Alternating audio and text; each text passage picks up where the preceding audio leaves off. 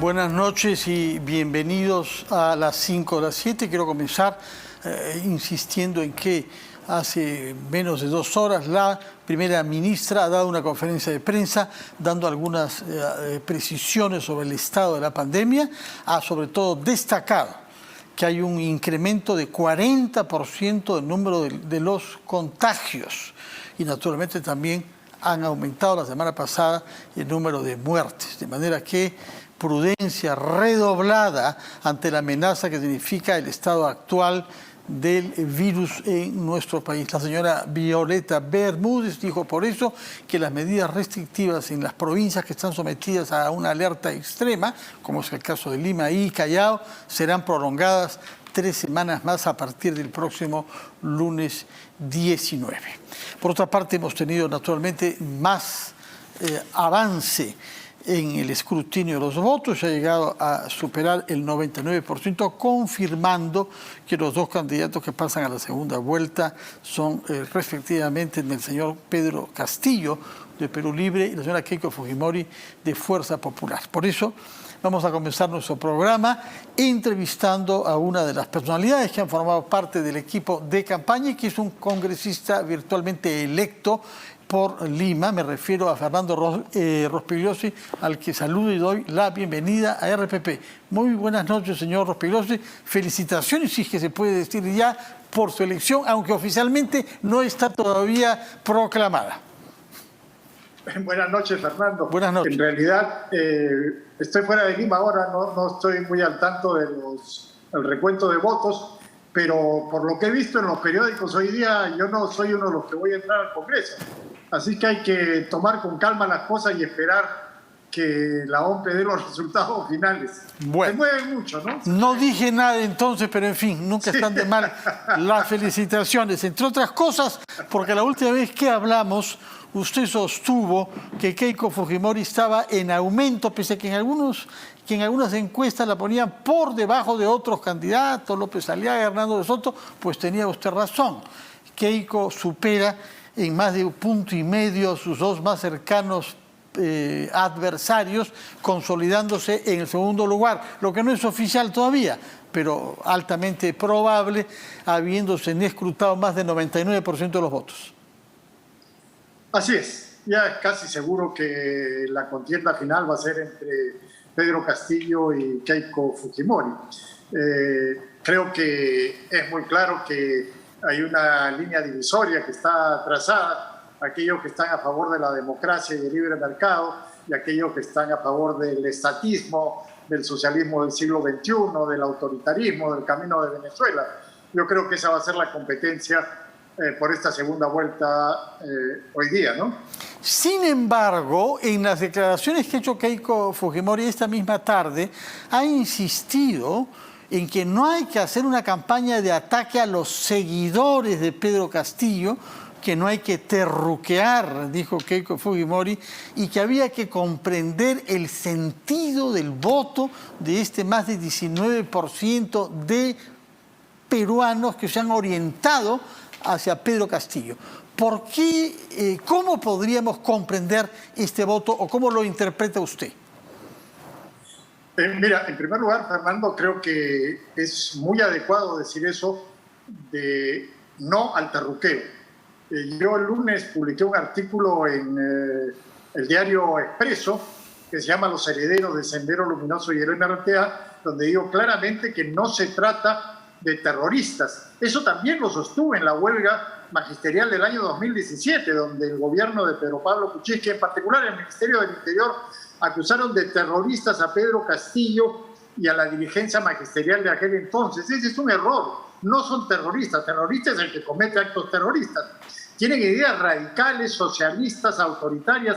Sí, es verdad, pero no son terroristas. Y por eso fue un error, y es un error ahora también seguir insistiendo en lo mismo. Por eso Keiko Fujimori ha hecho muy bien en precisar ese punto. En segundo lugar, me parece claro que hay un descontento justificado de muchas personas en el Perú porque tenemos una crisis atroz en los últimos años y sobre todo en el último año con el COVID. El desempleo ha aumentado, la pobreza ha aumentado y no hay una solución adecuada a los problemas de la salud, de la del coronavirus, de la pandemia. Como ustedes acaban de informar, está creciendo el número de contagiados y de muertos, y entonces evidentemente la gente está descontenta, pero no solo por eso, sino porque hemos tenido 3 escándalos sucesivos de corrupción que han afectado de manera muy fuerte a la clase política, a toda la clase política. Primero tuvimos Lavajato, después el caso de los jueces y después el llamado Vacunagate, en que se vacunó Vizcarra, ministra del gobierno de Sagasti, en fin. 3 escándalos seguidos de corrupción que afectan a los principales representantes de diversos grupos políticos. Entonces, yo creo que eso ha contribuido a este descontento que ya venía desde antes con la clase política. Hay que entender eso y creo que Keiko Fujimori ha hecho muy bien en señalar que hay muchos problemas, pero de lo que se trata es de solucionarlos, no de empeorarlos. O sea, de favorecer la inversión privada, de favorecer el crecimiento de las empresas, la micro, la pequeña, la mediana y la grande empresa, no estatizar y sumir al país en una crisis horrorosa como la que tuvo el Perú en la dictadura militar de Velasco o la que tiene Venezuela hoy día, ¿no? Yo creo que eso es muy claro. Para terminar con el tema del comunismo y del terrorismo, yo quisiera que nos ayude usted como ex ministro del Interior y como sociólogo, conocedor de las doctrinas y de las prácticas, las acusaciones que se hacen contra el señor Castillo y contra su mentor, contra el líder fundador del partido que así firma el plan de gobierno, Vladimir Cerrón. Porque no sé si usted mismo en algún artículo los vincula como periferia de grupos terroristas, pero el señor Cerrón es procubano, mientras que Sendero Luminoso y su expresión en Movadef eran anticubanos. Estamos ante 2, digamos, corrientes al interior del comunismo fuertemente contrapuestas, ¿no? Una de origen chino y la otra que estaba inspirada de alguna manera por la Unión Soviética. No, es que las cosas han cambiado mucho. Yo nunca los he calificado a estos grupos de terroristas, ni mucho menos. Estoy diciendo que desde hace tiempo vengo señalando que hay que diferenciarlo. Abimael Guzmán se rindió en el año 1993, cuando ya estaba preso, y llamó a sus huestes a abandonar el terrorismo, la lucha armada, la guerra popular. No por convicción, sino porque fue derrotado por las Fuerzas Armadas y por la Policía Nacional. Entonces ellos quieren llegar a los mismos objetivos por la vía electoral, porque ya saben que no van a poder derrotar al Estado peruano y a las Fuerzas Armadas y la Policía por la vía del terrorismo. Ahora bien, es verdad, el señor Vladimir Cerrón estuvo en Cuba muchísimos años, creo que 8 años. Él ha hecho toda su carrera de medicina ahí y ha regresado muchas veces y está vinculado a ese tipo de socialismo, a esa dictadura comunista que es la de Cuba. Y el Movadef era de otra línea, pero ojo, las cosas han cambiado, han evolucionado.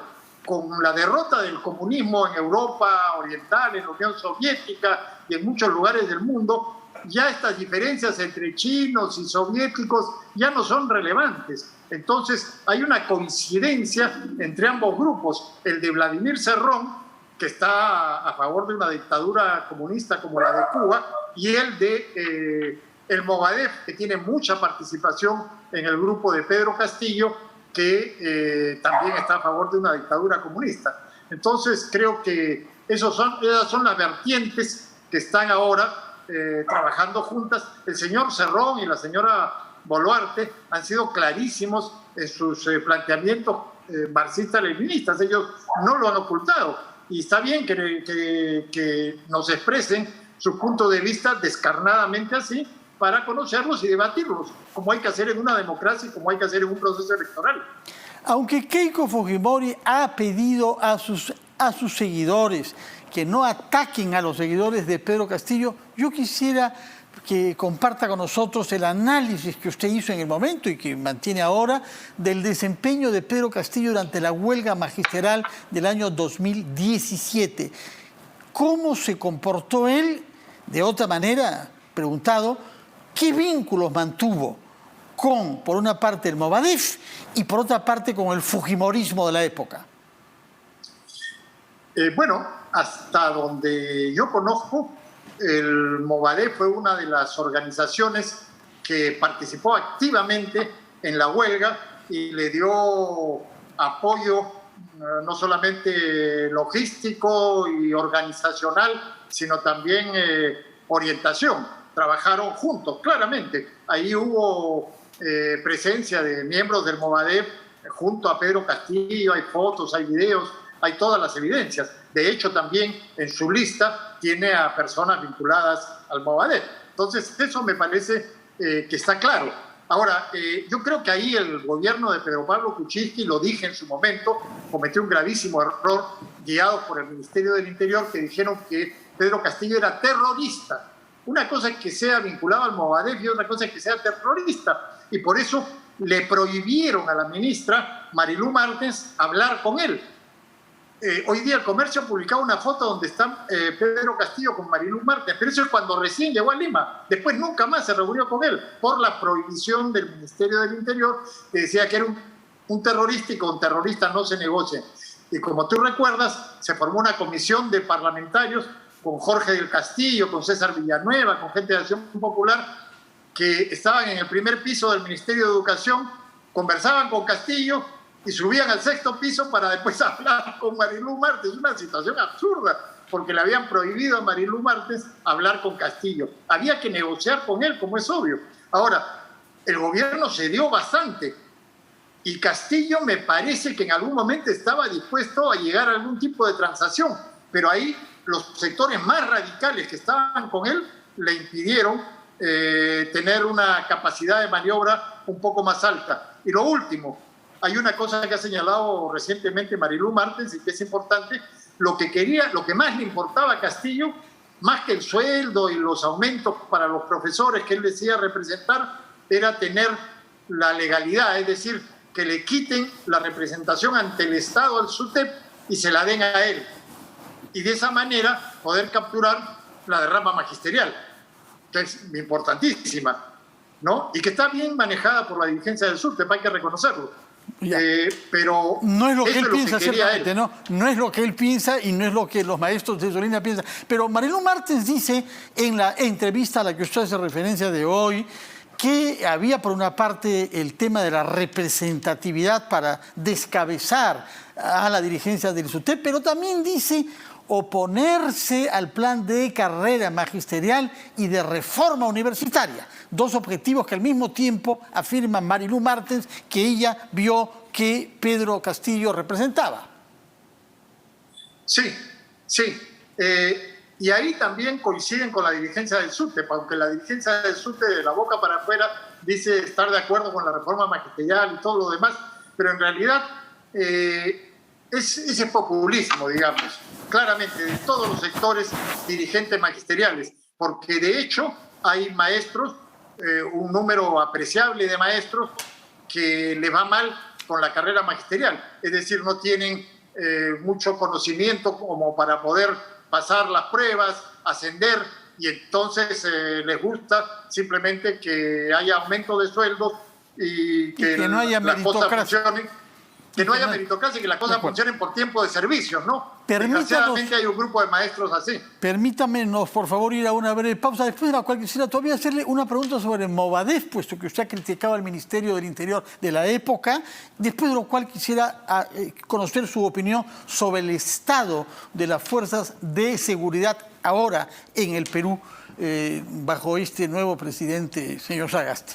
Hacemos una pausa y retomamos nuestra entrevista con Fernando Rospigliosi.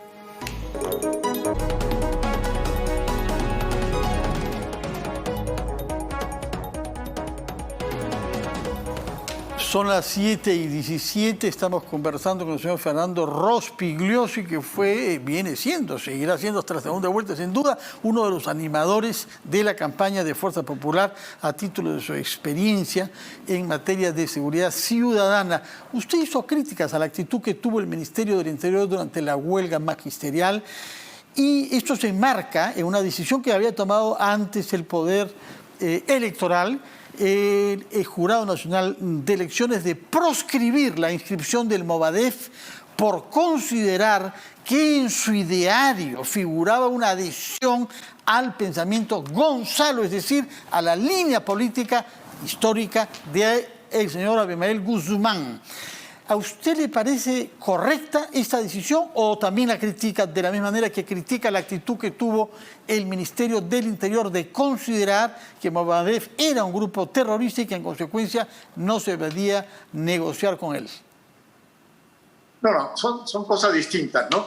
En una negociación con un gremio sindical no se puede acusar falsamente, porque la acusación fue falsa, de que los dirigentes sean terroristas. Como digo, terroristas son los que cometen actos terroristas o los están preparando. Ahora, no los miembros de un partido, no los miembros de un partido que está orientado a eso. No, pero ahí viene la diferencia. En el caso del Movadef, el problema, como tú dices, es que ellos asumen el llamado pensamiento Gonzalo y toda la doctrina de Sendero Luminoso. Y entonces ahí sí es discutible que se les pueda permitir una inscripción electoral. El Movadef no es, como dicen algunos, el brazo político de Sendero Luminoso. El Movadef es Sendero Luminoso, con otro nombre. Es decir, cuando alguien afirma ese brazo político, significaría que tienen un brazo armado, ¿no es cierto? No tienen un brazo armado. Desde 1993 ya no tienen un brazo armado. Han abandonado la lucha armada después de ser derrotados. Entonces, el Movadef es Sendero Luminoso con otro nombre. Ahora, en América Latina hay movimientos que han sido antes violentistas, terroristas, y que se han incorporado a la democracia abandonando esas ideas radicales, dictatoriales, ¿no es cierto? Hemos visto a Pepe Mujica, a Dilma Rousseff, pero el caso es que el Movadef no ha abandonado esas ideas radicales, ha abandonado la lucha armada, la guerra popular, el terrorismo, pero no ha abandonado esas ideas radicales. Entonces, ahí viene esa decisión del jurado de no permitir la inscripción. Pero ya vemos que esas cosas son relativas, porque ahorita ya están participando en la campaña electoral con Pedro Castillo. Bueno, por otra parte, hablando sobre seguridad ciudadana, usted ha sido en varias oportunidades severo sobre el desempeño de los ministros sucesivos del Interior y ha sido también crítico de algunos operativos policiales. ¿Tiene alguna opinión formada sobre el operativo que ha tenido lugar hoy para desalojar a miles de invasores en el Morro Solar y en Villa El Salvador? Mira, no conozco los detalles. Lo único que hay que decir a ese respecto, que está bien que se haga, no se puede permitir que ocurran ese tipo de cosas. Desgraciadamente hay gente que no tiene vivienda, pero el Estado tiene que tener alternativas para esas personas, pero no se puede permitir las invasiones, que además sabemos desde hace mucho tiempo que son negocios de algún tipo de organizaciones que se dedican a eso y que son organizaciones ilegales y fuera de la ley. Lo único que yo diría es que se han demorado demasiado. Lo ideal en estos casos es hacerlo inmediatamente, porque si tú dejas que vaya creciendo el número de personas que está ahí, es ya mucho más difícil desalojarlas y se pueden producir incidentes violentos que nunca son buenos, ¿no? Pero yo creo que está bien que el Estado no permita que se produzcan ese tipo de hechos, porque de lo contrario van a seguir repitiéndose, ¿no? La impunidad alienta el delito y eso, o sea que eso está muy mal, ¿no? A priori, en este caso, no es crítico del operativo tal y como lo hemos visto realizarse el día de hoy. No. Hasta, como te digo, no tengo detalles del mismo, pero me parece bien que se haga este tipo de operativos. Ahora, en términos más generales, usted eventualmente podría ser otra vez ministro del Interior, con un partido con el que esta vez ha hecho campaña usted, o bien jugar un rol importante como asesor de la política de seguridad ciudadana que se lleve a cabo. ¿Qué grandes lineamientos cree usted que hay que modificar para ser más eficaces y para garantizar esta reforma y fortalecimiento de la policía que se han invocado durante los últimos meses? Mira, yo he trabajado en el plan de gobierno de Fuerza Popular en el tema de seguridad, que soy el encargado de ese tema, y lo más importante ahí es luchar contra el delito callejero, contra el raqueteo, el robo de celulares, el robo de carteras, que es lo que más preocupa a la inmensa mayoría de la población. Para eso tenemos planteamientos muy claros: fortalecer las comisarías, dentro de las comisarías fortalecer la investigación criminal, fortalecer los detectives, que son muy buenos en la policía, pero están en grandes unidades, la mayoría de ellos, y muy pocos en las comisarías. En segundo lugar, el patrullaje inteligente en los puntos calientes. Para eso se requiere un mapa del delito y no hay mapa del delito actualizado porque la gente no denuncia, y no denuncia porque no confía en el sistema. Entonces, en tercer lugar, policía comunitaria, policía de cercanía, el policía del barrio, el policía que esté en contacto con los guachimanes, con los serenos, con las juntas vecinales, con el bodeguero de la esquina. Y yo no creo que sea conveniente hablar de reforma policial a estas alturas, de grandes cambios. Yo creo que hay que mejorar la policía, hay que perfeccionarla. Por ejemplo, hay que mejorar la calidad. Y para eso hay que abandonar el populismo. Populismo es haberse creado 29 escuelas policiales, la inmensa mayoría de ellas de muy mala calidad. Privilegiar la cantidad sobre la calidad. Ese es uno de los problemas que tiene la policía. Hay que concentrar las escuelas. La policía no puede manejar más de 5 o 6 para tener más policías, pero de calidad. Hay que, por supuesto, luchar contra la corrupción, pero hay que mantener la institucionalidad. No hay que hacer lo que hizo este gobierno de votar a 18 generales. De acuerdo. Nos ha hablado usted sobre la calle y ha hablado sobre todo sobre mejoramiento de las comisarías, sobre la presencia en los barrios, de la inteligencia policial. Pero queda pendiente el tema del narcotráfico y su expresión concreta en el BRAEM. ¿Por qué estamos perdiendo esa batalla en el BRAEM? Aunque hay algunos que dicen que ni siquiera estamos luchando en la batalla. Desgraciadamente hay algo de eso. Mira, sobre eso yo tengo un planteamiento muy claro. Primero, en el BRAEM lo que hay que hacer es acabar con ese pequeño grupo terrorista, ese remanente terrorista de Sendero Luminoso dirigido por los Quispe Palomino, que es un grupo pequeño pero que causa mucho daño, asesina policías. El otro día asesinaron a una familia. En el Alto Guayaga se logró erradicar gran parte de los envíos de coca, casi todos, cuando también se liquidó al grupo de Artemio, porque en el BRAEM no se puede erradicar la coca porque están estos terroristas ahí y asesinan a los erradicadores. Es un problema serio. En el BRAEM, en el Alto Guayaga, ¿cómo se les liquidó? Con inteligencia policial y golpes de mano. No se requieren batallones, miles de soldados, no. Inteligencia policial y golpes de mano. De 2006 a 2012 se aplicó esa estrategia y se le fue liquidando a uno hasta el febrero de 2012 se capturó a Artemio, se acabó. O sea, hay que capturar o abatir a los cabecillas. En el BRAE esa estrategia se aplicó en un corto tiempo, 2012 y 2013. Y ahí se liquidó a William en septiembre del 2012 y a Gabriel y a Lipio en el año 2013. A Lipio era el mando militar, un criminal, un asesino de lo peor.